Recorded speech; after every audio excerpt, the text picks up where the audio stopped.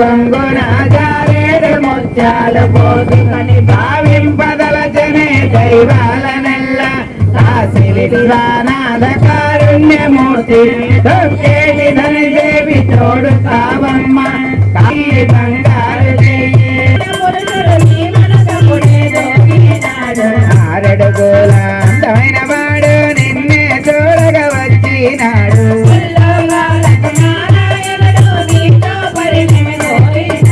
రాలుగాయి పిల్ల నీవు రాళ్ళతో కొట్టించి పంపినావు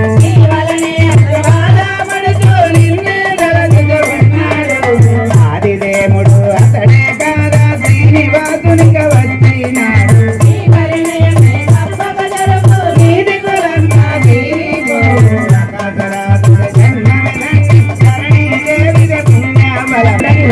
మనములోన మీ బాలను చూసి పరిణామునే అడగదలకి ఇటులా పంపినాడు నీతో చెందినవాడు అరబడలేక ఒక్కొక్కడు మీరు నేను తులసీదళం సమర్పించినప్పుడు పరవశమైపోతాను వారికి కావాల్సినవన్నీ ప్రసాదించే భగవాను నేను అని సెలవిచ్చారమ్మా.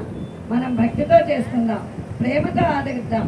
వచ్చిన వారిని స్వామి వారికి ఏదైనా విరాళాలు ఇవ్వదలుచుకుంటే భక్తిపూర్వకంగా ఇచ్చుకుంటే సంపూర్ణమైన ఫలితాన్ని అందుకుంటాము. ఇక్కడ నుంచి మీ పద్మావతి మా శ్రీనివాసులు కాదండి, మన పద్మావతి మన శ్రీనివాసుల కళ్యాణ మహోత్సవం అందరం కలిపి అంగరంగ వైభోగంగా జరుపుకుంటాం. స్వామి వారి ఆజ్ఞ తీసుకొని అందరినీ కూడా సమావేశపరిచారండి. అగ్నిదేవుణ్ణి, వాయుదేవుణ్ణి, వరుణదేవుణ్ణి, సూర్యదేవుణ్ణి, చంద్రదేవుణ్ణి, కుబేర స్వామిని అందరినీ కూడా ఆహ్వానపరిచారు. వచ్చిన వారందరిలో కూడా ధనపతి కుబేర స్వామిని అప్పడుగుతున్నారు. ఆయన ఏమంటున్నాడు? ధనమిస్తాను, నాకు ఫలితం ఏమిటని అడుగుతున్నాడు.